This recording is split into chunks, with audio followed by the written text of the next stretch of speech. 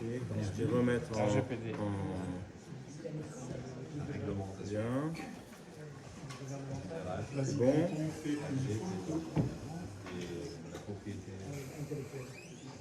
Non, pas intellectuel. La protection de... Voilà. Donc là, c'est une usine. Ça va vous expliquer un petit peu comment ça marche. Non, c'est pas cachère, mais c'est pas un gênant. Bon, les vaches, première étape du lait.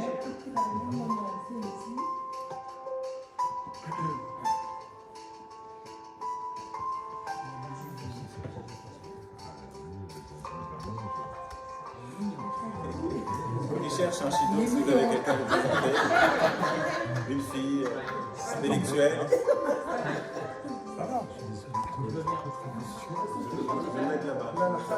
Il a quel âge? Hi. Ouais, c'est bon, c'est bon.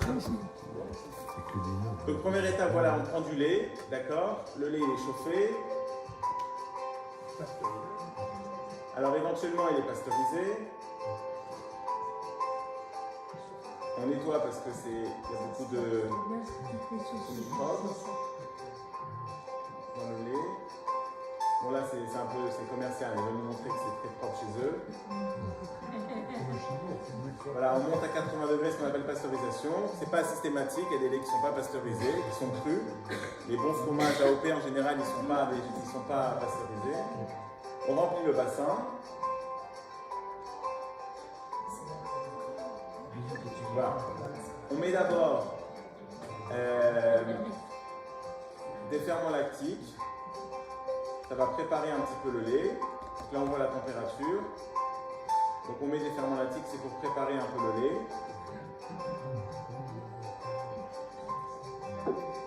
Toujours pareil, c'est du chlorure de calcium, ça aussi c'est pour préparer le lait. Donc on voit la température et là on met de la présure. C'est ce petit liquide que vous voyez ici. Et ce liquide-là, il va figer le lait très rapidement, au bout de quelques minutes. Et il va faire ce qu'on appelle le caillé. Donc c'est voilà, le caillage du lait. Donc le lait va commencer à se durcir. Il va donner le caillé. Sans qu'il soit chauffé comme ça tout seul. Oui.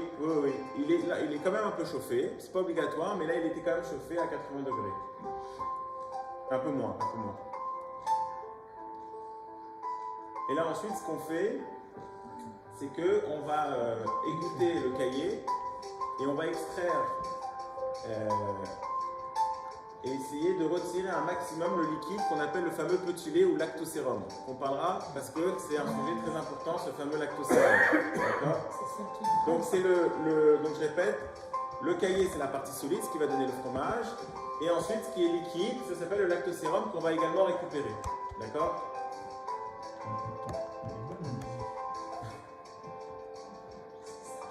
Voilà, donc là, on fait en sorte de tirer, d'essayer d'égoutter et d'essayer de faire en sorte que justement le petit lait puisse s'évacuer pour garder le caillé, ce qui va donner ensuite le fromage.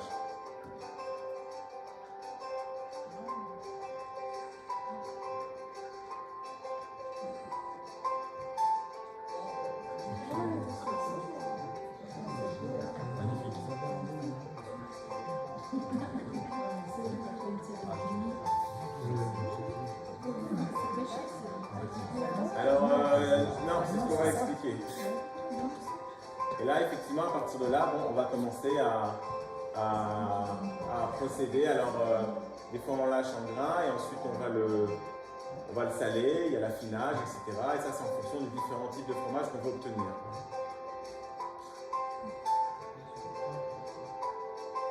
Le salage. Il n'y a pas de conséquences à l'Afrique dans tout ce qu'on voit ici, mais bon, pour comprendre un peu comment c'est fait, on continue la vidéo.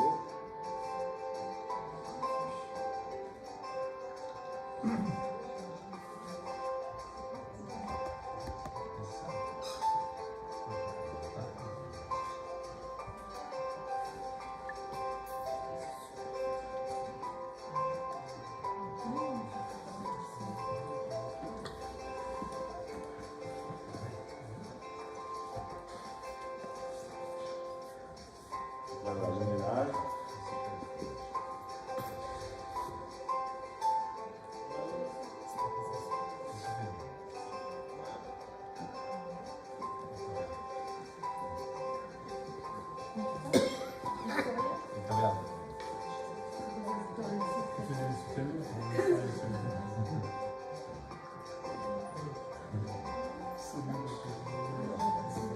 après, ils nous montrent comment ils vendent leurs produits, ça nous intéresse pas. Ok, alors qu'est-ce qu'on a vu? On a vu que pour faire du fromage, il faut beaucoup de lait. Vous savez combien de litres de lait il faut pour faire 1 kg de fromage?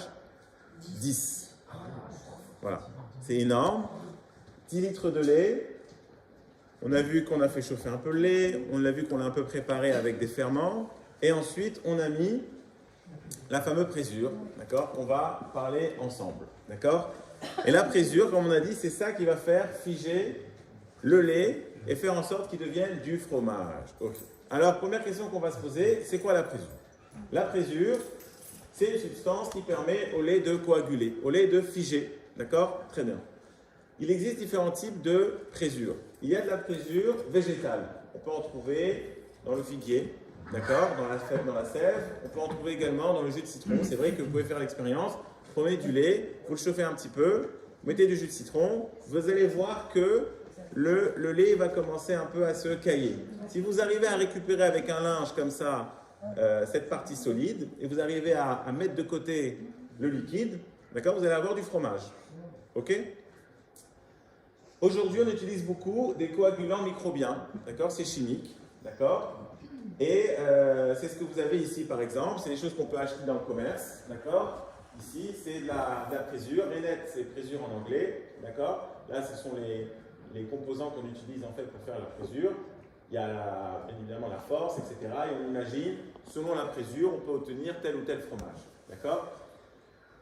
Vous avez ici également un type de vegetable rennet, donc c'est de la présure qui est végétale.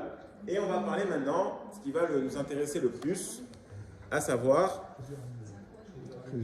la présure animale. Très bien. Alors la présure animale, il y avait, vous voyez, on ne voit pas trop la différence. Il y a une couleur un peu plus, même pas forcément plus sombre d'ailleurs, parce que là c'est plus marqué. Ça c'est un type de présure animale, d'accord? La présure animale, vous voyez ici, voilà. Alors c'est quoi? Pour pouvoir faire du fromage, la meilleure façon, d'accord, c'est d'utiliser ce qu'on appelle la caillette. En hébreu, on appelle ça le keva, d'accord? C'est comme ça que c'est ramené dans le Shulchan Aruch. Le keva, c'est quoi? C'est le 4e estomac de jeunes ruminants non sevrés. Alors bien évidemment, pourquoi des jeunes ruminants non sevrés? Parce que eux, leur nutrition de base, c'est uniquement le lait, d'accord? Donc eux, ils ont un système digestif qui est adapté uniquement à la consommation du lait. Donc on va retrouver en fait, particulièrement chez des jeunes veaux par exemple, des sucs, d'accord, qui ont cette capacité de faire figer le lait. Donc vous avez ici les différents estomacs qu'on retrouve, d'accord, il y en a 4 chez un ruminant.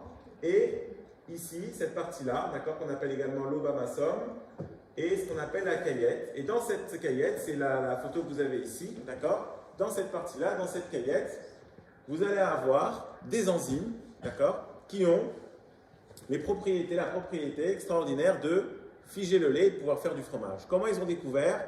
Il y en a qui disent que pour transporter à l'époque le lait, une fois ils ont mis à l'intérieur de la caillette du lait, et après ils se sont rendus compte que ça avait figé, que ça avait un goût sympathique, et comme ça c'est devenu la histoire merveilleuse du fromage. Très bien. Alors la question qu'on va se poser déjà, on va essayer de répondre et de voir qu'est-ce que nous disent les textes sacrés. Voilà, là on est bon, très bien. Première question, qu'est-ce qu'un fromage kasher? Je vous ai mis le texte de loi, d'accord? À savoir, Rabbi Yosef Karo, qui est celui qui a figé la loi juive au XVIe siècle, d'accord? Qui va nous donner la définition du fromage kasher. Et vous avez, entre guillemets, son acolyte, Rabbi Moshe Isserles, le Rama, qui a écrit des annotations. C'est le posek, le décisionnaire ashkénaze, qui a aussi dit quelques éléments dessus. Le Shulchan Aruch, donc Rabbi Yosef Karo nous dit Gvena ovde kochavim Gvinat ovde kochavim Asura mitne shma'amidim otam. Alors il nous dit la chose suivante. Donc les fromages qui sont faits par les ovde kochavim, littéralement ce sont les idolâtres, d'accord? Ça signifie les non-juifs, d'accord? Ils sont interdits. Donc les fromages faits par les non-juifs sont interdits. Pourquoi? Parce que ma'amidim, alors omet ça veut dire il est fige, il est coagule, d'accord? Otam, donc ces fromages, béor avec de la peau de keva. Keva, je vous ai dit, c'est la présure animale. Be'or Keva, Shritatam, Shin Nevela, dont la Shrita est Nevela. D'accord? Parce qu'ils n'abattent pas leurs bêtes. Ça peut être des jeunes ruminants, ce n'est pas le problème au niveau de l'animal, c'est plus un problème au niveau de l'abattage, c'est des bêtes qui ne sont pas cachères, d'accord? Donc ils vont mettre quelque chose de pas cachère dans du fromage, d'accord? Ok, là on comprend pourquoi on ne doit pas consommer du fromage non juif, parce qu'ils utilisent forcément de la présure d'animaux qui ne sont pas cachères. Et on va se retrouver avec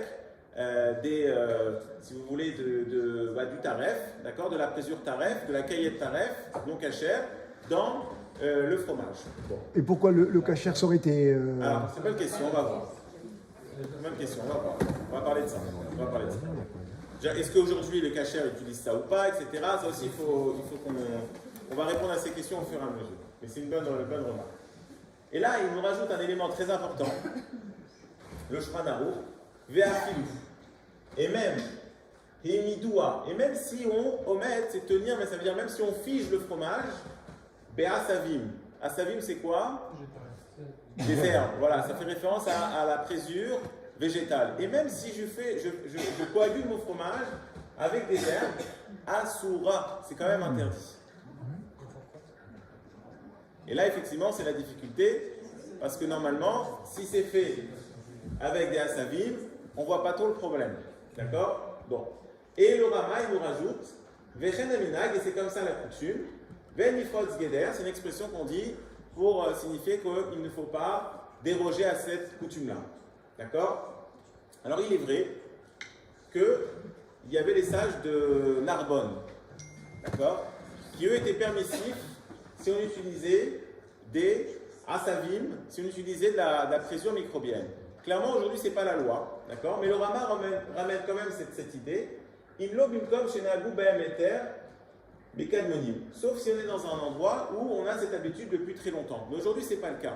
On ne peut pas établir que dans un endroit, on a l'habitude de se permettre ce genre de fromage avec de la présure végétale. Donc, la conclusion est la suivante. On va essayer d'expliquer après au fur et à mesure.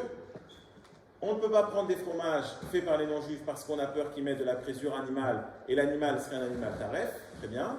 Deuxième information, même si la présure est végétale, comme vous voyez ici qui est rapporté, même si la présure est végétale, je ne peux pas non plus consommer le fromage. Ok.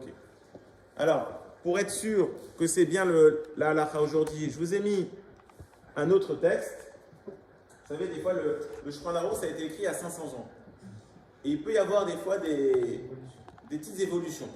Pour donner un exemple, les caparottes, d'accord? Qu'est-ce que dit le Shulchan Aruch? Vous savez, c'est le fameux minag de prendre comme ça des poulets et de les faire tourner autour de la tête. Qu'est-ce que dit le Shulchan Aruch? Donc Rabbi Yosef Karo écrit il y a 5 siècles sur ce sujet. Il dit que c'est un truc de sorcier, qu'on n'a pas le droit de faire ça. D'accord? Oui, il dit ça. Oui, il dit ça. Mais aujourd'hui, mais rassure-toi, aujourd'hui, tous les décisionnaires, y compris Rabbi Yosef, qui suit en général très à la lettre ce que dit Rabbi Yosef Karo, clairement dit qu'il n'y avait pas de problème de sorcellerie, c'était un problème qu'on pouvait avoir à l'époque, mais c'est plus le cas aujourd'hui. Tout ça pour vous dire qu'il peut y avoir des fois des petits ajustements, et c'est pour ça que c'est bien de voir les décisionnaires de nos jours, qu'est-ce qu'ils disent. Alors sur la question, je vous ai rapporté tout simplement un ouvrage qui fait souvent référence dans la loi juive, pour être bien clair dessus, donc c'est bien le Koutch Yosef. Il nous dit la chose suivante, Gam les manazé, également de nos jours, à Soletnot, il est interdit d'acheter Vinot chez Boïm, des fromages des non-juifs. Afalpi chez Kayom, bien qu'aujourd'hui, on utilise Bekadourim avec des pastilles, Vavakot avec aussi de la poudre, aider les akpi afin de figer les akpi, d'accord? Agvinot pour faire figer les gvinotes. On utilise des fois, il veut dire par là, on utilise des produits qui sont chimiques, d'accord? Il dit malgré tout, d'accord, ça sera interdit. Des krachis, birklal, davar, chez Nessar, parce que la chose elle a été interdite de base et on ne va pas la permettre aujourd'hui, d'accord? Donc il nous dit, il faut faire attention. Il dit spécialement en Chutz La'aretz, parce que c'est vrai que c'est plus difficile de trouver en dehors d'Israël des produits cachers, des laitages cachers. Il faut faire attention en Chutz La'aretz d'acheter des fromages qui sont bien fermés avec un hercher, un tampon de cachère. D'accord? Ok, il dit des fois, on écrit la mention cachère dans le fromage même pour être sûr qu'il n'y a pas de falsification avec les étiquettes. Bon, ok. En tout cas, on arrive à la conclusion suivante. Consommer un fromage avec une surveillance, c'est un impératif halachique. D'accord? Ramené par le Shulchan Aruch et ramené également par Rav Ovadia Yosef, son fils, ou Rav Yosef, c'est pareil à peu près. Et même si j'utilise, et même si finalement, c'est ça un peu la difficulté, même si les composants du fromage sont cachers, parce que même si j'utilise de la présure végétale ou microbienne, je dois quand même avoir un surveillant qui doit attester, qui doit être présent lors de la fabrication du fromage. On va essayer d'expliquer pourquoi. Alors, il y a une question qu'il faut résoudre également, d'accord? Finalement, combien est-ce qu'on met de présure de cet ingrédient qui nous pose tant de problèmes voilà, combien est-ce qu'on met dans le lait? C'est 0,02%. Donc c'est une quantité très infime. On aurait pu se dire, même si cette présure animale, d'accord, elle provient d'un animal qui n'est pas cachère, d'accord? Alors on va voir, on va parler de ça après. On va parler de ça, effectivement. On va voir qu'est-ce qu'il en est si c'est cachère. D'accord? En tout cas, on va parler d'abord du plus simple, du taref, d'accord? Même si on a une quantité de présure animale, donc si on a une quantité de présure animale qui est insignifiante, normalement il y a une règle de base, que vous avez déjà entendu parler, c'est les règles d'annulation. 1/100e, d'accord? Batel Beshishim. Si je me trompe comme ça, sans faire exprès, par exemple, sans faire exprès, je mets une goutte d'eau qui tombe dans une marmite une goutte de lait qui tombe dans une marmite de Dafina. Alors, s'il y a moins d'1/100e de goutte par rapport au contenu de la marmite, la marmite, elle est permise. D'accord? C'est vrai, vous avez raison, c'est une règle qu'on applique que a posteriori, ça veut dire je ne me permets pas de rajouter cette petite goutte de lait, histoire de... ce n'est que si je l'ai mis sans faire exprès qu'après je me posais la question est-ce que je peux consommer, mais malgré tout là on est quand même dans une usine et c'est fait par des non-juifs, donc on aurait pu imaginer que les non-juifs aient mis cette petite goutte et que finalement ça aurait pu être autorisé. Malgré tout ce n'est pas le cas. Pourquoi? Je vais expliquer, parce que c'est vrai qu'on fait toute une histoire pour un petit peu de présure animale, d'accord? Mais en réalité, cette présure animale, elle a une fonction très particulière, comme on l'a expliqué. C'est quoi sa fonction? C'est qu'elle va figer le lait. Et cette règle d'annulation d'1/60e, d'accord, elle a des exceptions, elle a ses limites. Et l'une des limites, c'est que si je suis face à un composant qui est certes infime, mais d'un autre côté, qui est essentiel, puisque c'est ce composant-là, en l'occurrence la présure, qui va figer le lait, je ne peux pas appliquer les règles habituelles d'annulation. Parce que ça a été fait exprès. Parce que ça a été mis exprès. Parce que ça a été mis exprès, et aussi parce que cet ingrédient, bien qu'il soit en quantité infime, est essentiel. C'est lui qui va forger le lait. Donc c'est pas une simple goutte qui tombe comme ça par hasard dans une dafina et on dit bon bah c'est pas grave, ça s'annule. C'est ça qui va faire que ça va transformer un aliment en état liquide à un état solide. Donc on ne peut pas appliquer les règles de Batel Beshishim. Les règles d'annulation, elles ont des exceptions. Et l'une de ces exceptions, c'est un grand principe qu'on connaît dans la halakha qui s'appelle Davar Hamahamid. Quelque chose qui va figer. Justement, effectivement, voilà, la présure permet de passer de l'état liquide à solide. Son action est donc essentielle. Voilà pourquoi on peut appliquer les règles d'annulation classiques. Donc, si on a de la présure taref, d'accord, on ne peut pas se considérer que c'est pas grave, il y a un tout petit peu. On aurait pu se dire ça. On aurait pu se dire au fond, c'est tout petit, c'est une toute petite quantité, 0,02%. Il y a des règles d'annulation. Non, on ne peut pas parce que cette présure animale, elle est essentielle. D'accord, puisque c'est elle qui va figer le lait et va nous permettre d'avoir du fromage. Très bien. Alors, il faut répondre maintenant à une question.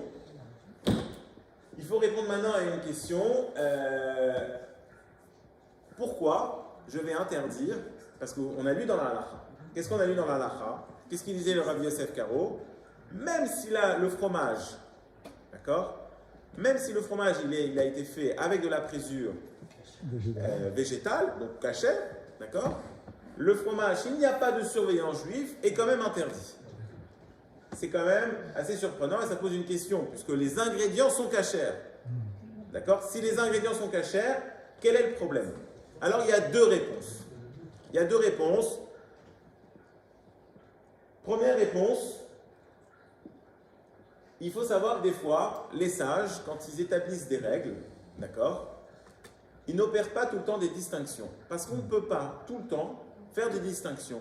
Autrement dit, on ne peut pas dire, dans ce cas-là, parce que la présure va être végétale, c'est permis, dans ce cas-là, c'est interdit, on risque de confondre, il risque d'avoir des confusions. Et donc, on est dans un cas qu'on appelle un loploug. Loploug, ça veut dire on ne fait pas des distinctions. D'accord? Et c'est quelque chose qu'on retrouve très souvent. Par souci de cohérence, on a établi que s'il n'y a pas de surveillance, même si les composants sont cachers, malgré tout, le fromage restera interdit. Par souci de cohérence. Je reconnais que ce n'est pas forcément le plus facile à expliquer, parce que les composants sont cachers, mais il faut considérer que c'est difficile tout le temps de faire des distinctions. Il y a un moment où vous avez vous-même, vous connaissez un peu la halakha, la loi juive, on voit que c'est technique, c'est compliqué, et en fait, il y a un moment, ils nous ont dit, là, ça demande trop de détails, trop de discernement, trop de distinction, donc on va uniformiser. Le fromage, il doit y avoir un surveillant pour attester que le fromage est cachère, même si la présure est microbienne ou végétale. Parce qu'on a peur qu'on va se tromper, et donc on a uniformisé la règle, et c'est la loi aujourd'hui. Systématiquement, le fromage, il doit avoir une surveillance, même si je lis les composants, et quand je lis les composants, tout est cachère. Malgré tout, il doit avoir une surveillance, et c'est un interdit des sages, il faut quand même le préciser, d'accord? Manger du fromage sans surveillance, c'est pas comme manger de la viande non cachère, d'accord? Manger du fromage sans surveillance, c'est entre guillemets un interdit des sages, d'accord? C'est important de les respecter. Manger de la viande non cachère, c'est un interdit de la Torah. Donc on est forcément dans un niveau au-dessus. D'accord? Mais malgré tout, les sages sont là pour nous aider et pas pour nous embêter, sont là pour nous aider et on a un exemple d'interdit des sages. Alors vous savez, dans les interdits des sages, il y a toujours plein de raisons. D'accord? Et il y a une raison que je trouve assez pertinente. Finalement, quand on réfléchit, le fromage, c'est quand même un produit noble. On voit chez les Français, ils aiment bien, qu'est-ce qu'ils aiment? Le vin, le pain et le fromage. Alors, c'est très intéressant parce que ces trois ingrédients-là, d'accord? Ces trois ingrédients-là, les sages ont institué qu'il doit avoir forcément une surveillance juive pour les consommer. Alors que le vin, c'est pareil. Le vin, au niveau des composants, il est 100% cachère. D'accord? Il n'y a pas de problème de cache-route au niveau des vins. Il peut y avoir de la cochine, des choses comme ça, etc. Mais en général, ce n'est pas un problème au niveau des composants, c'est plus un problème au niveau de la surveillance. Donc l'idée, elle est simple, d'accord? Il y a certains produits, pour éviter les mariages mixtes, pour éviter que, il y a telle famille qui se rencontre, et puisque forcément on va le fromage, le vin, même le pain, il y a cette idée-là où ça doit être normalement allumé. Alors c'est vrai qu'on est un peu plus permissif par le pain parce que c'est un aliment qui est vital, mais normalement effectivement il doit être allumé par un juif. Donc là aussi il n'y a pas de règle, c'est pas par rapport à la cache-route du pain, mais il faut qu'il soit allumé, c'est mieux, même si ce n'est pas obligatoire par un juif, d'accord? En tout cas, on veut éviter et on veut essayer de faire une barrière, de faire en sorte que lorsque on est invité chez quelqu'un, on ne va pas pouvoir manger parce qu'il ne va pas forcément avoir sous la main les produits que nous on mange et les produits qui rapprochent, comme le vin et le fromage. C'est les produits qui rapprochent, les produits qu'on apprécie. Et ça, c'est une façon de mettre une distance. Et bien qu'on doit avoir du respect pour les non-juifs, etc., c'est juste une façon pour essayer d'assurer la pérennité du peuple juif. Il y a beaucoup de règles comme ça où on essaye d'instaurer une certaine distance. Parce qu'on veut bien évidemment éviter que le peuple juif s'assimile. D'accord? Et bon, j'ai mis une photo. Juste la photo, c'est un curé ici et un rabbin là. D'accord? Ouais. On connaît ça. Donc voilà, donc ça fait partie des... Voilà, ici c'est rapporté ici. Chez Ratsou, les sages, ils ont voulu, les Afriques, faire éloigner Israël, le peuple juif, mais après les goyim, des aliments consommés par les non-juifs. D'accord? Ok. Donc, ça, c'est les deux raisons. Chacun choisit la raison qu'il préfère. Il y en a qui préfèrent la première, d'autres qui préfèrent la deuxième. C'est les deux raisons pourquoi est-ce qu'on interdit même les fromages avec de la présure chimique ou végétale et qu'il faut les fromages qui proviennent des non-juifs. On continue. Alors, maintenant, on va essayer de parler d'un sujet intéressant. qu'est-ce qu'on appelle un fromage cachère concrètement? Et ça va être important parce que ça va aussi vous permettre de connaître les différents niveaux de, si vous voulez, d'exigence. Vous voyez, souvent, vous avez déjà vu plusieurs étiquettes et des fois, il y a certaines personnes qui mangent tel produit ou d'autres qui ne mangent pas tel produit. On peut se demander qu'est-ce que ça change? Pourquoi telle personne ne veut pas consommer tel fromage et telle autre personne veut consommer le fromage? Alors, il y a la première question qui va se poser. Est-ce que le surveillant non juif doit simplement assister à la production du fromage ou est-ce qu'il doit lui-même mettre la présure dans le lait? D'accord? Alors ça... Alors, on pourrait commencer par la traite. Je l'ai pris dans l'ordre, à vrai dire. Je l'ai pris dans l'ordre du Shulchan Aruch. Mais chronologiquement, tu as raison, on pourrait commencer par la traite, mais on va le voir après. J'ai gardé l'ordre, en fait, comment il fonctionnait dans le Shulchan Aruch. Alors, première question. Certains exigent juste simplement la surveillance d'un juif. C'est ce que dit le Rama. D'accord? Donc, il dit... Il suffit juste que le Israël, qui est un surveillant, c'est marqué ici, d'accord, qui est un Israël, qui voit, Asiat Advina, il voit le fromage. Et à ce moment-là, c'est moutarde, c'est permis. D'accord? Il dit c'est comme ça, le minag, c'est comme ça que ça s'est répandu. D'accord? Vient un autre rabbin qui dit non, c'est pas assez, il faut autre chose. Il faut également, d'accord, que ça soit le juif qui mette la présure dans le lait. D'accord? La présure microbienne, bien sûr. Hein. On est dans les... Encore peu, on verra après. Il peut y avoir aussi un autre style de présure. Donc, ça, c'est un premier élément intéressant. Alors, j'ai appelé plusieurs producteurs de fromage. J'ai appelé le Rav Schlesinger.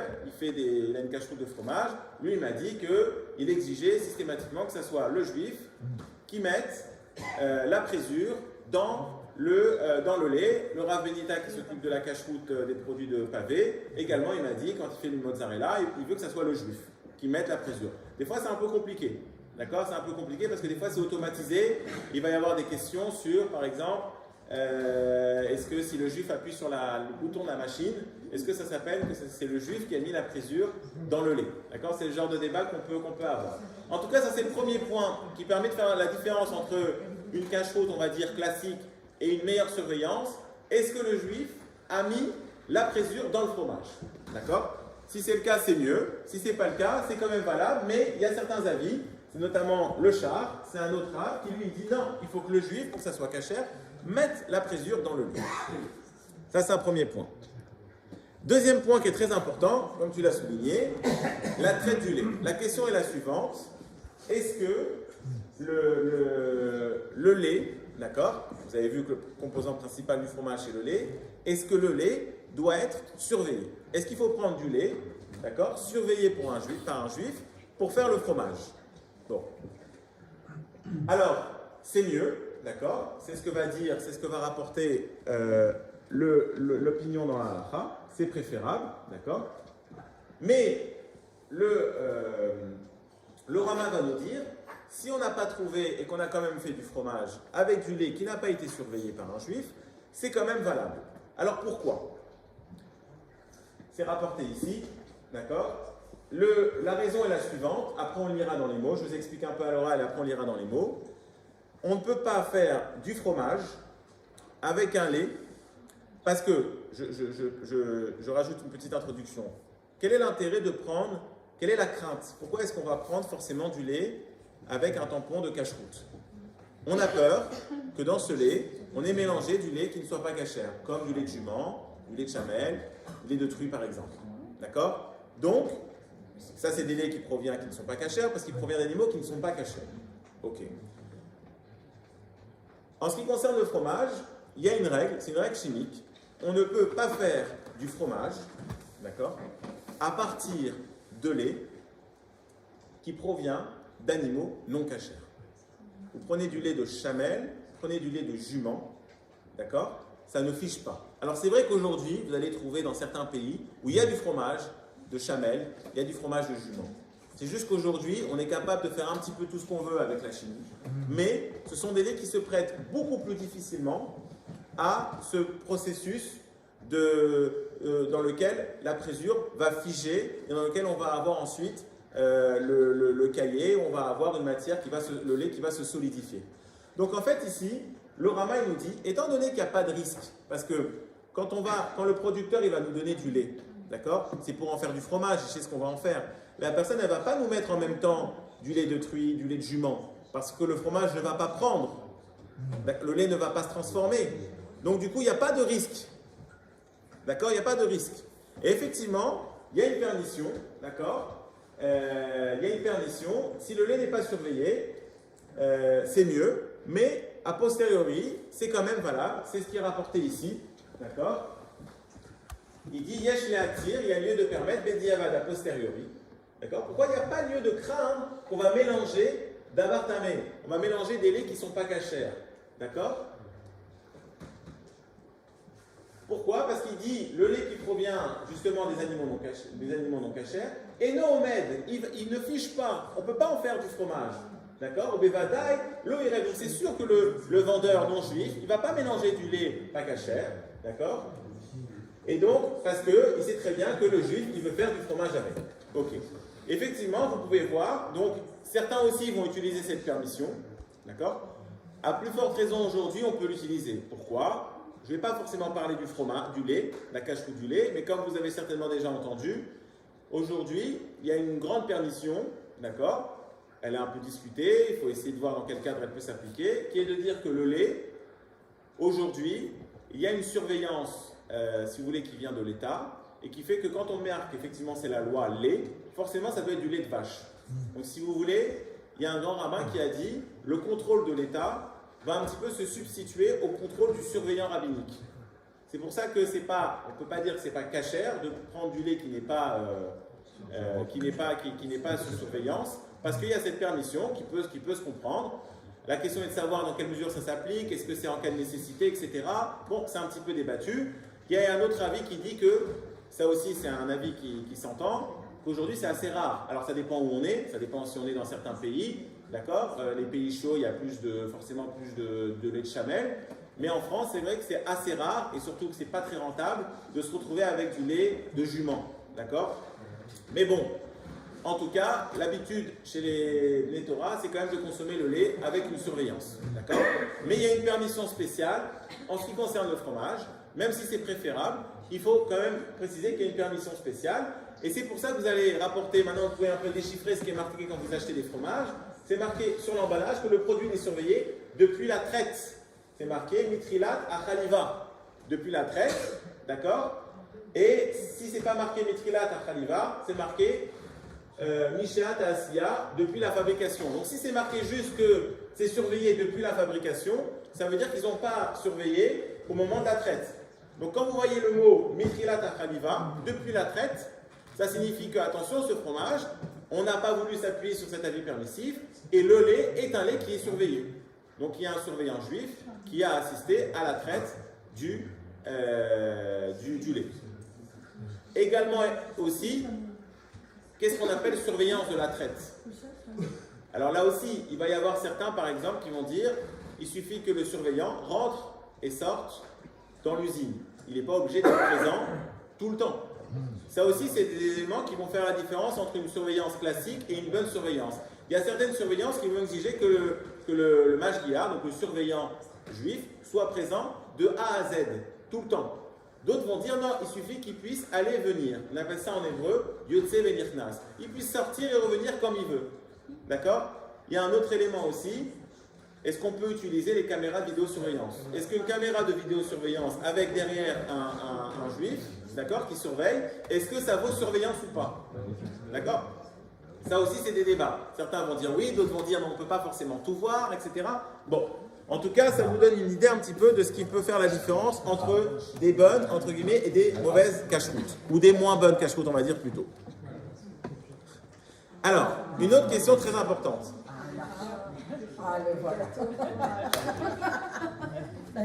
Vous avez remarqué dans la liste du consistoire, vous n'avez aucun fromage. Si, c'est pas du fromage. Alors c'est quoi? Alors on va expliquer. C'est pas du fromage. Le vrai fromage, d'accord, camembert, des vrais fromages, d'accord? D'accord? Camembert, emmental, d'accord? Ce genre de choses. Il n'y a aucun vrai fromage que vous allez trouver dans la liste du consistoire. Pourquoi? Pour les raisons qu'on a invoquées juste avant, parce que le fromage doit avoir systématiquement une surveillance. Ce n'est pas le cas des cornflakes. Les cornflakes, on s'assure qu'il n'y a pas d'ingrédients non cachers, et à partir du moment où on est sûr qu'il n'y a pas d'ingrédients non cachers, vous n'êtes pas obligé d'avoir une surveillance dessus. D'accord? Le fromage, on a dit que c'est différent. Il faut forcément avoir une surveillance. D'accord? Alors, donc, vous ne trouverez jamais dans la liste du consistoire des fromages, des vrais fromages. Bon. Maintenant, on trouve, comme vous l'avez dit, des crèmes. Alors effectivement, vous allez avoir les yaourts, les cottages et les fromages frais. Et il y a un grand débat qui est le suivant.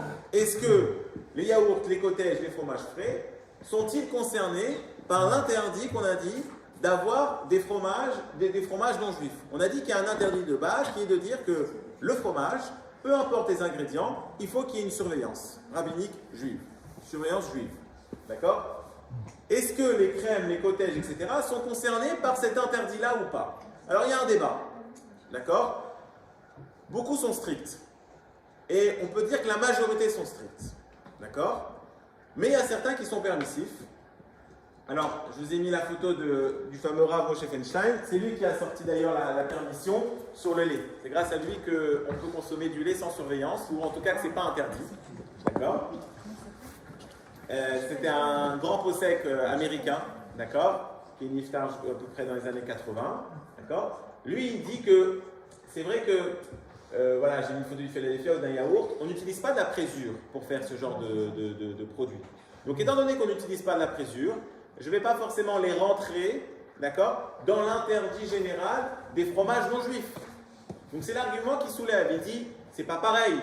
Ok, c'est des produits laitiers, mais au fond, on n'a pas besoin de présure. C'est vrai, on va utiliser des ferments lactiques, on va utiliser tout simplement des fois, on va les chauffer, on va attendre, etc. Le yaourt, finalement, c'est ça. On met un petit peu de ferment lactique, on attend, et ça fiche, ça fait du lait, etc. Donc il dit, c'est pas forcément assimilable au fromage, d'accord? Mais même lui, il dit concrètement, il ne veut pas donner de permission, mais d'un autre côté, il ne veut pas non plus être moché, ça veut dire réprimander ceux qui sont permissifs.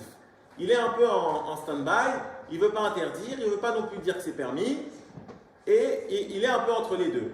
Aujourd'hui, la liste de consistoire s'est appuyée sur cet avis permissif, d'accord? Ou en tout cas cet argument, même si lui-même, les mains assez concrètement, il a du mal à permettre, mais il ne veut pas non plus interdire. Clairement, c'est comme ça que c'est rapporté ici, d'accord?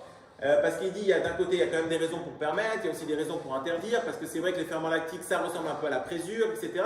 Bon, c'est bien, c'est sûr que les opinions strictes l'emportent, mais là aussi, si on veut s'appuyer sur les permissifs, comme l'a fait le consistoire, et sur ce sujet, si je ne me trompe pas, le consistoire c'est aussi rallié à l'OU, l'Organisation of Orthodox, c'est un grand organisme de cache-route aux États-Unis, d'accord, de permettre, et c'est pour ça que vous allez pouvoir trouver dans la liste du consistoire, voilà, les produits, les yaourts, ou même certains boursins, parce qu'ils considèrent, ils s'appuient sur l'avis permissif qui disent que ce ne sont pas des fromages. Parce que les Philadelphia aux États-Unis, là, il y a le OU. Alors oui, il faut voir si ce OU n'est pas une vraie surveillance aussi. Ça serait peut-être, parce que OU c'est quand même un tampon de cache-route. Ouais. D'accord, donc quand c'est marqué OU, c'est un tampon de cache-route. Là on parle vraiment de produits Danette. Danette, je crois qu'il y a des Danettes qui sont sur la liste du consistoire. Il n'y a plus rien. Il y a que chocolat. Bon, voilà. En tout cas, boursin. Ouais. Boursin. Boursin tartare. Boursin tartare, c'est dessus, parce qu'ils considèrent que ce n'est pas du fromage et ça ne fait pas partie de l'interdit général du fromage. D'accord? Alors pareil pour le cottage. Et le mariage mixte, non? Alors, pour aller dans le sens des mariages mixtes, quand on réfléchit, ce n'est pas des produits nobles, ce n'est pas du bon fromage. On va partager comme ça, on va inviter des gens. On mange ça vite fait. On va pas s'asseoir à table, etc. C'est pas quelque chose de noble. Il y a une logique quand même derrière, même si c'est un peu un peu ciré. C'est pas noble, c'est quelque chose qu'on prend le petit matin au petit déjeuner.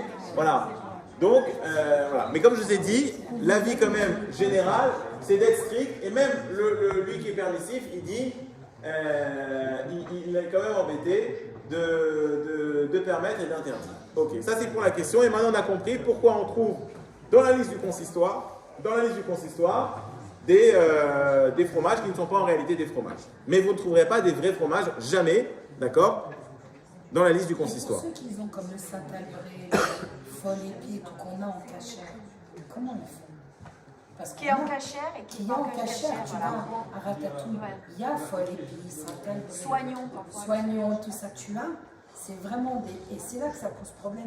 Et je trouve que c'est là que les gens ils se posent des questions. Ils se disent non mais attends, qu'est-ce qu'il y a? Même emballage, même. Il y a quoi? Non, mais c'est le même emballage, oui, c'est la mais même chose. Il y a juste un autocollant. Aujourd'hui, comment les productions fonctionnent? Ils vont dans des usines, d'accord? Ils vont dans les mêmes usines que les produits non cachers. Ils cachérisent l'usine, donc ils font ça pendant 2-3 semaines. Comme on n'est pas énormément de juifs en France, en 2-3 semaines, ils ont pour 6 mois de production, d'accord, ça suffit. Donc ils vont dans la même usine, seulement pour le fromage en l'occurrence, on a bien vu, il faut que tout soit cachérisé, mais au niveau des composants, il ne va pas forcément avoir de différence. La différence, ça va être uniquement dans la surveillance, d'accord. Il y a d'autres produits où il peut y avoir aussi des composants qui ne sont pas cachers. Donc c'est vrai qu'on a l'impression qu'on a le même produit, mais derrière il y a une grande différence, c'est qu'il y a une surveillance et en plus un contrôle sur les produits, parce qu'on ne parle pas de ça, mais il peut y avoir aussi des problématiques sur des graisses animales, etc. qu'on peut retrouver, quoi. Ouais, mais là, Donc, dans ce cas-là, c'est la même recette. si c'est la même recette, de toute façon, comme on a dit sur le fromage, le problème ne vient pas des composants, le problème vient de la surveillance, quoi. Donc voilà. C'est le tampon, c'est comme ça, on a expliqué. Oui.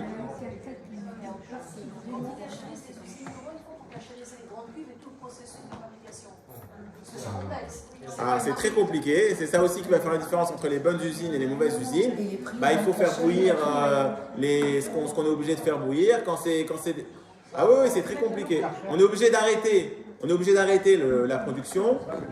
Pendant 24 heures, voilà, il ne faut pas qu'elle tourne.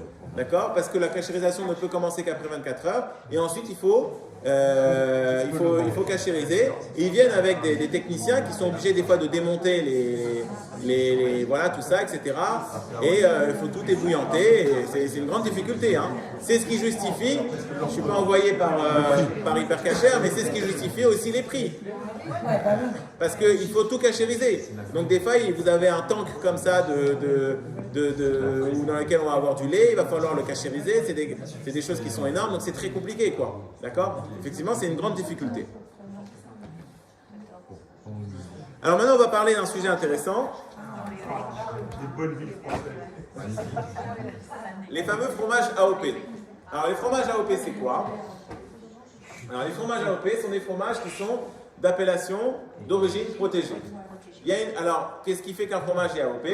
Le lait, d'accord? Il y a certains laits qui sont souvent d'ailleurs des laits crus, parce que les laits qui sont crus, ils sont vivants. D'ailleurs, quand vous les gardez dans votre frigidaire, ils continuent à s'affiner, parce que on n'a pas tué les bactéries comme on le fait avec du lait pasteurisé, d'accord? Et aussi, la grande différence, c'est qu'on utilise de la présure d'origine animale.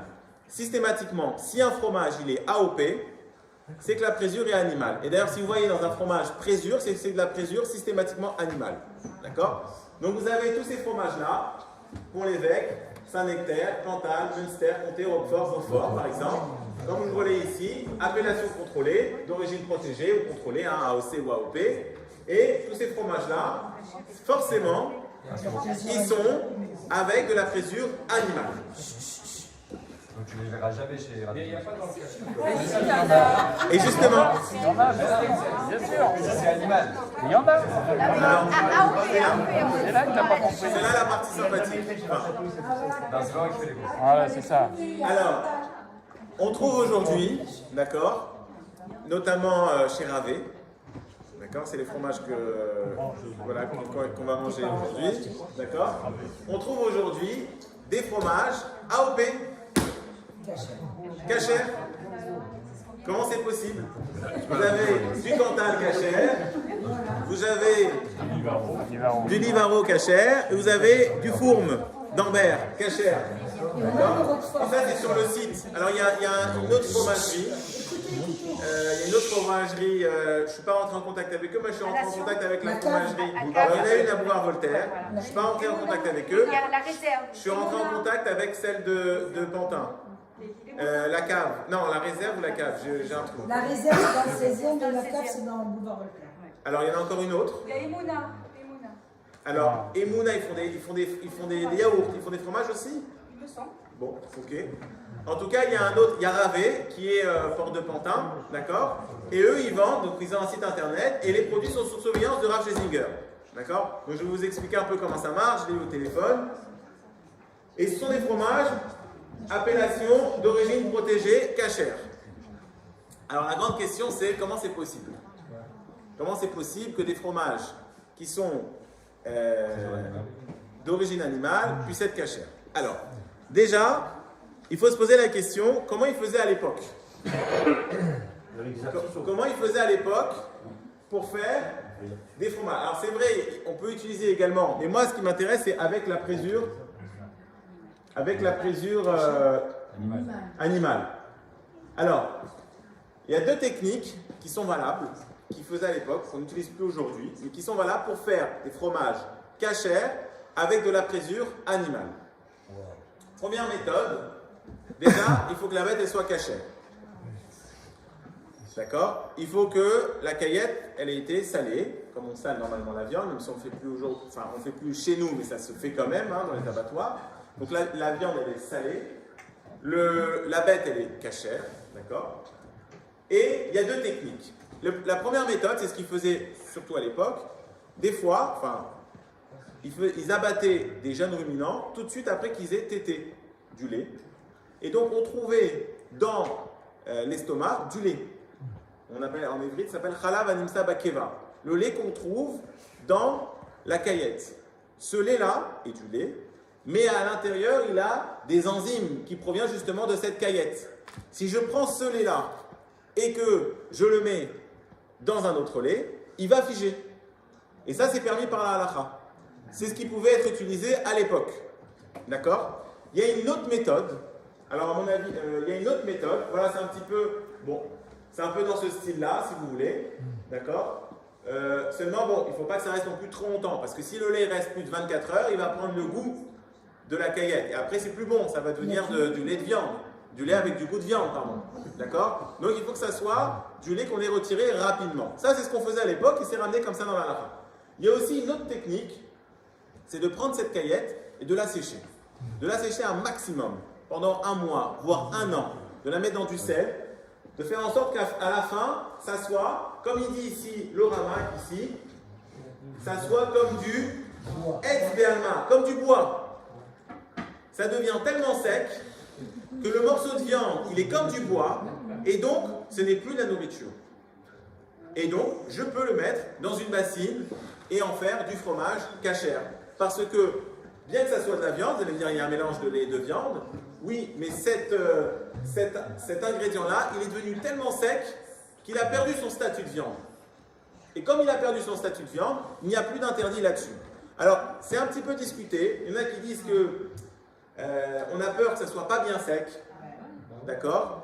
Et donc, on discute un peu dessus. D'accord? Mais bon, il y a quand même cette permission qui est rapportée ici.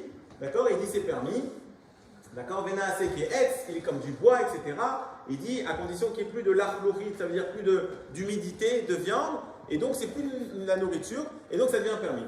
Ça, c'était utilisé à l'époque. Et c'est permis. D'accord? On peut un peu discuter sur. Il faut que ça soit bien sec. Mais ces deux techniques-là, ça nous permettait d'avoir du fromage avec de la présure animale. Si on remplit ces conditions, d'accord, eh bien c'est valable. Aujourd'hui, on utilise une autre technique. Non, toujours avec le chômeur. Là, c'est par rapport au problème tu as raison, je précise. Là, c'est carrément, il y a toujours le chômeur qui est présent, mais là, c'est par rapport au problème de mélange de bassin véchalav, de lait et de viande. Parce qu'on va avoir on a de la viande et on fait avec ça du fromage, d'accord?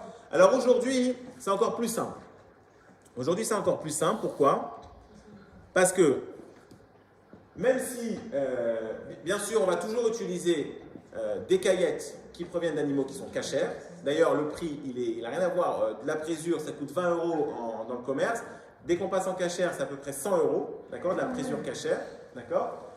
Elle doit être salée, donc toujours pareil, on utilise des bêtes qui sont cachères, d'accord. Il faut la saler, d'accord.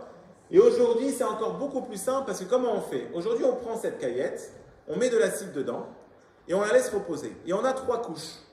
On va avoir en bas une couche un peu de viande, des morceaux de viande. Donc, l'acide a fait que ça s'est complètement dissous. On a une couche en bas, c'est comme de la viande. On a une couche au milieu, en fait, ce sont les enzymes avec de l'eau. Et on a une couche au-dessus, c'est le gras. Vous savez que l'huile est toujours au-dessus de l'eau. On prend ensuite un tube, un tuyau, qu'on insère au milieu de cette cuve. Et on va retirer tout ce qui nous intéresse, c'est quoi? C'est ce qui est au milieu. D'accord? Cette couche au milieu avec les enzymes. D'accord? Qu'on va ensuite filtrer.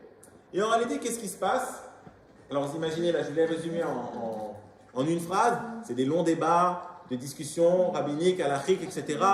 C'est très intéressant. Mais en conclusion, ce qui sort en tout cas, c'est que dans la mesure où c'est mis dans l'acide, dans la mesure où il y a une décantation, il y a un filtrage, là aussi, on considère que ce n'est plus de la nourriture.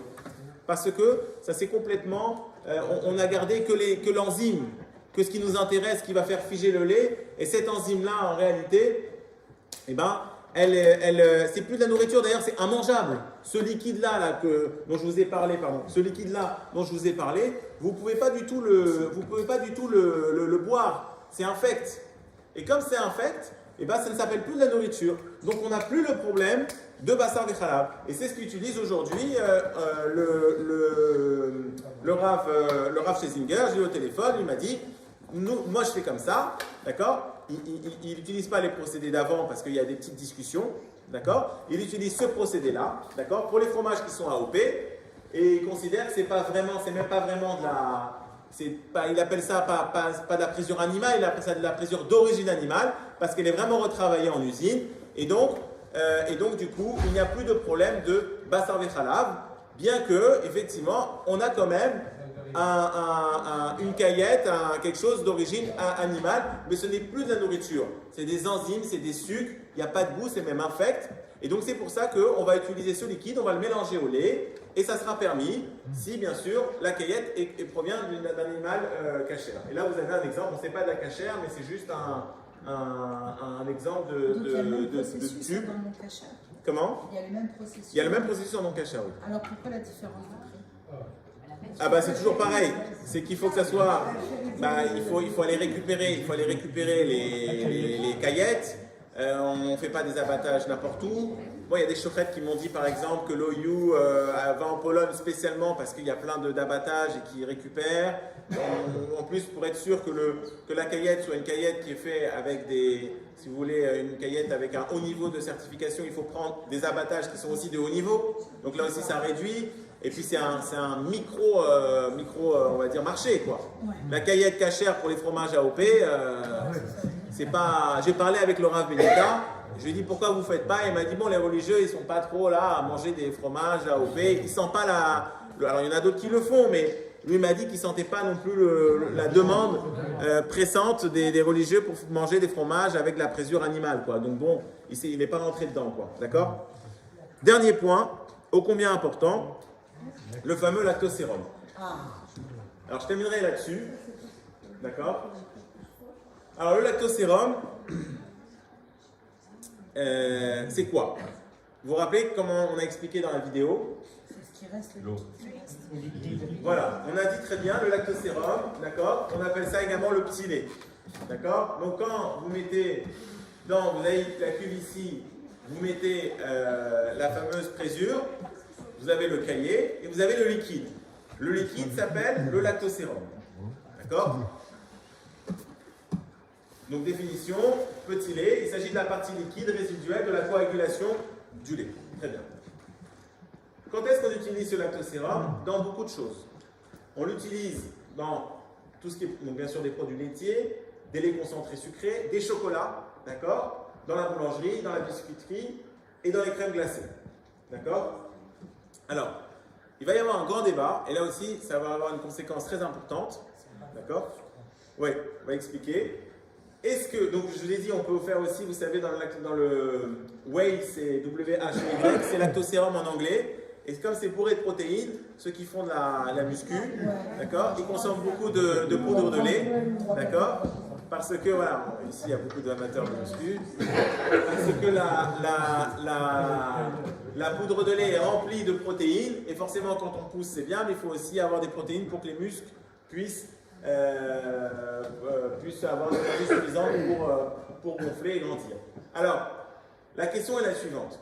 C'est un peu la même question qu'on avait avec les crèmes et les boursins, etc. Est-ce que le lactosérum, d'accord, fait partie, est-ce qu'on va rentrer le lactosérum dans l'interdit général des fromages non juifs? Alors voilà, en réalité, d'un côté, oui, parce que d'où il vient ce lactosérum? Il vient de la présure qu'on a mis dedans. Donc vous avez compris que la question est de savoir si est-ce que je peux acheter du lactosérum chez les non-juifs. D'accord? Alors d'un côté, vous allez me dire, bah, on ne peut pas parce que ça a été fait, on a dit qu'il y a un interdit général et qu'il faut qu'il y ait une surveillance. D'un autre côté, c'est du déchet. Ça veut dire, on met effectivement quand on met la présure, qu'est-ce qui se passe? Ben, ça va scinder et en fait le lait, ce petit lait, il va se séparer du fromage.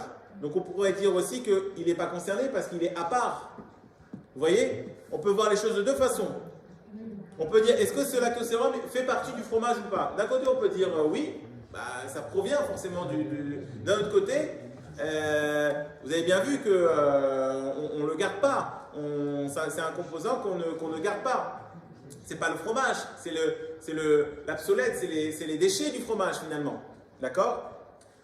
Alors là aussi, Rav Moshe Feinstein, c'est vrai que sur le lait, il a eu beaucoup d'avis permissifs.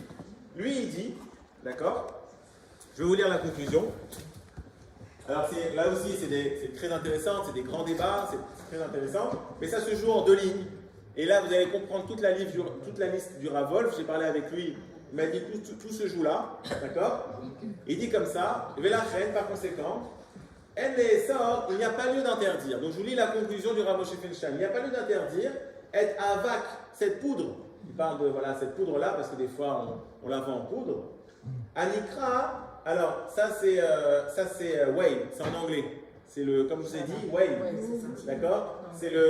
En anglais, c'est le lactosérum, d'accord? Chez aussi misé, afleta amacheni, il donne les différentes raisons. Il dit moutar b'pshitut, velimsar chez Shapir ni pachet à éther, et c'est pour ça que la permission s'est répandue. Les asim de mettre, avag le miné maafé, de mettre justement cette poudre-là dans la boulangerie, ou miné kenda, je pense que ça c'est des bonbons, vechadomé, qui ou d'avoir à mon tour, chez le gazouala, c'est quelque chose qui est moutar. Chez l'eau gazouala, dans lequel ça ne rentre pas dans l'interdit général des fromages. Donc ici, vous avez quelque chose de très important. En réalité, à la question de savoir est-ce que le lactosérum est inclus dans l'interdit général des fromages très chers, d'accord? La réponse, elle est la majorité interdisent. Ils disent que le lactosérum est inclus dans l'interdit général des fromages. Donc le lactosérum doit avoir une surveillance rabbinique, d'accord? Même si les composants sont cachers, encore une fois c'est toujours pareil, même si les composants sont cachers, il faut qu'il y ait une surveillance rabbinique. Mais il y a un avis, pas des moindres, celui de Rav Moshe Feinstein, qui est de dire non, ce lactosérum-là, finalement, c'est le déchet du fromage et il n'est pas inclus dans l'interdit général des fromages cachers et donc il n'a pas besoin de surveillance. Et de ça, il va y avoir une grande conséquence. La liste du Rav Wolf, sur quoi elle s'appuie? Elle s'appuie sur ça. Pourquoi? Parce qu'on trouve, comme je vous l'ai mis ici, le lactosérum, on va le trouver énormément dans les chocolats, d'accord? Ça donne du goût, c'est très riche. En plus, c'est un déchet, donc c'est pas forcément cher, parce que vous allez en savoir. Vous imaginez quand ils font tout le fromage qu'ils font, comme je vous ai dit, vous faites 10 litres de lait, vous avez 1 kg de fromage et 9 litres de lactosérum. D'accord? Donc c'est des grandes quantités. Des grandes quantités. c'est intéressant ce lactosérum parce que ça donne du goût, c'est pas cher, et donc ils en mettent énormément dans toutes les barres de chocolat.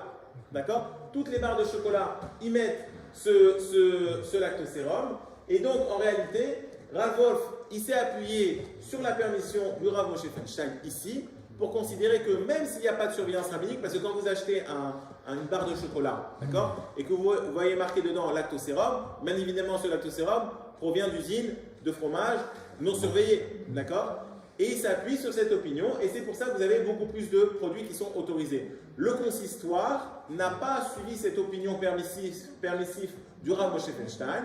Le consistoire s'est aligné sur l'OU, l'Union of Orthodox, qui est le grand organisme américain, qui lui interdit l'utilisation du lactosérum sans surveillance rabbinique. Et c'est pour ça que vous ne trouverez pas les mêmes produits dans la liste du Rav Wolf et dans la liste du consistoire, parce que tout se joue sur le lactosérum et cette question, est-ce qu'il est inclus dans l'interdit des fromages? La réponse, elle est quasiment unanimement non, mais il y a quand même une opinion permissive qui est Rav Moshe Feinstein qui dit que la réponse est pardon, oui, excusez-moi, oui, mais il y a un Rav, non des moindres, Rav Moshe Feinstein qui dit que non, on peut considérer que ce n'est pas dans l'interdit du fromage. Alors il y avait une question, oui, monsieur. Le lactosérum, il y en a dans la plupart des médicaments maintenant. Donc, comment on fait quand on sait que plus de 50% des médicaments en contiennent maintenant? Bon, alors après, ça c'est une question par rapport aux médicaments. Déjà, il faut voir est-ce que le médicament il est nécessaire ou pas. Déjà, on a vu qu'il y a quand même une opinion ici. D'accord? Quand on parle de médicaments, c'est déjà différent que quand on parle d'une barre de chocolat. D'accord? Ensuite, dans les médicaments, il n'y a pas de goût. On est beaucoup plus permissif quand il n'y a pas de goût. D'accord? Parce que le problème ici, ça va être surtout que ça va donner du goût. Quand ça ne donne pas du goût, ce n'est pas quelque chose qu'on utilise dans une utilisation classique, donc forcément, on est beaucoup plus permissif. Ensuite, je pense que le lactosérum qu'on peut retrouver, il a été retravaillé. Donc, c'est sûr qu'on pourrait être beaucoup plus permissif. Alors après, ça dépend si c'est un médicament nécessaire. Bon, bien sûr, si c'est vital, si c'est juste des douleurs, etc. Bon, ça, il faut voir après la cache-route des médicaments. En plus, souvent, les médicaments, on les mâche pas, on les avale avec de l'eau. Et en réalité, ça ne s'appelle pas une consommation. La Torah, elle a interdit de manger. Elle n'a pas interdit, par exemple, de faire une perfusion. On peut se faire perfuser de quelque chose qui n'est pas cachère. D'accord? Ce qui est interdit, c'est de consommer. Il n'y a pas d'interdit de se faire perfuser quelque chose de non cachère. Et les médicaments, il y a beaucoup de décisionnaires qui disent que quand vous prenez un médicament, ça ne s'appelle pas le consommer puisque vous l'avalez et vous ne le mâchez pas. Donc il y a plein de raisons qui peuvent faire qu'on peut être plus permissif. Il y a un médicament qui sera poudre, il y aurait du lactosérum, on l'évitera et on prendra le comprimé. Par exemple. Alors, s'il y a du goût, si c'est un médicament qui a du goût, c'est plus embêtant.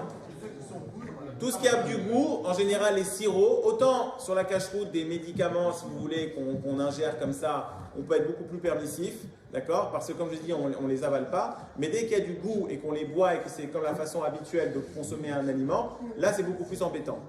Voilà.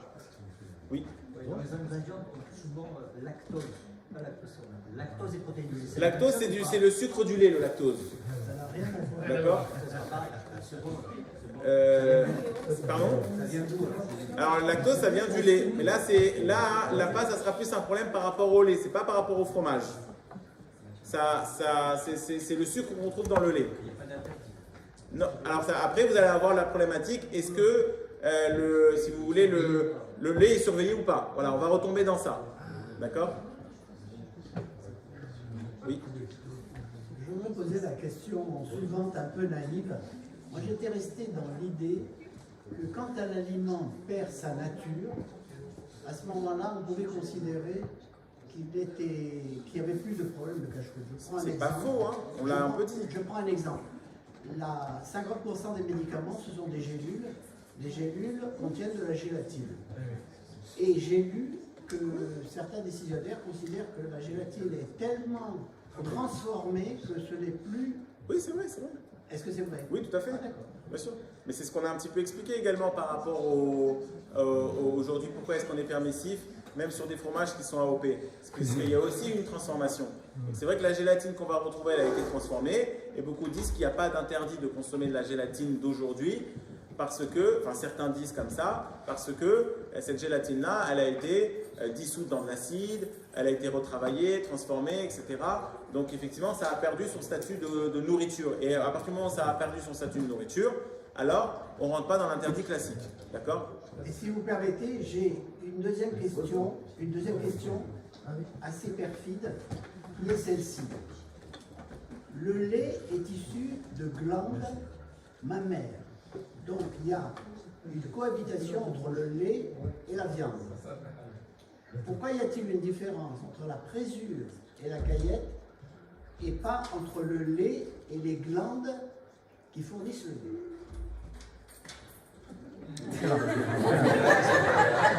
Monsieur, vous nous avez perdu. Il n'y a aucun rapport. Il n'y a aucun rapport avec le fromage.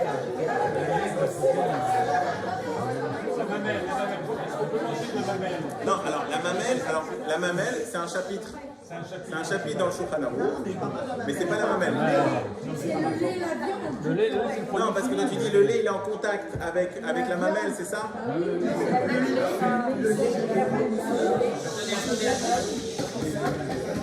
C'est s'exprimer, s'il vous Le plaît. lait, quel que soit le mammifère, que ce soit l'humain ou un autre mammifère, est produit par des glandes galactophores, qui sont de la viande et qui fournissent du lait. L'origine du lait vient de la viande. C'est la nature. C'est le produit. Ok, bon, c'est le processus. Tu peux me dire tout simplement, le lait provient d'un animal aussi. D'accord? Non, mais ça dirait quoi? Le lait cohabite. Tu as raison. Tu as raison. Mais à partir du moment où il sort, il a plus de rapport du tout avec eux.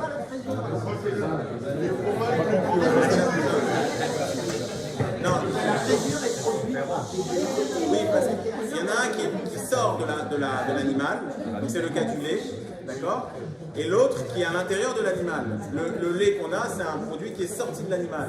Alors que la présure, c'est un produit qu'on va retrouver à l'intérieur. D'accord? Donc là-dessus, il va y avoir forcément une différence. Question qui n'a rien à voir. Peut-on retrouver le cours sur Internet Non. Gabi qui va. Gabi qui va poste. On l'a enregistré, on va peut-être le diffuser. Voilà, merci les amis. La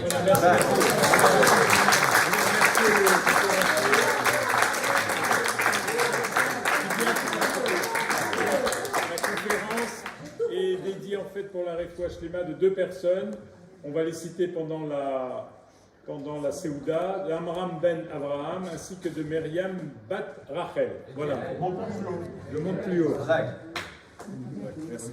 Voilà, vous êtes attendus au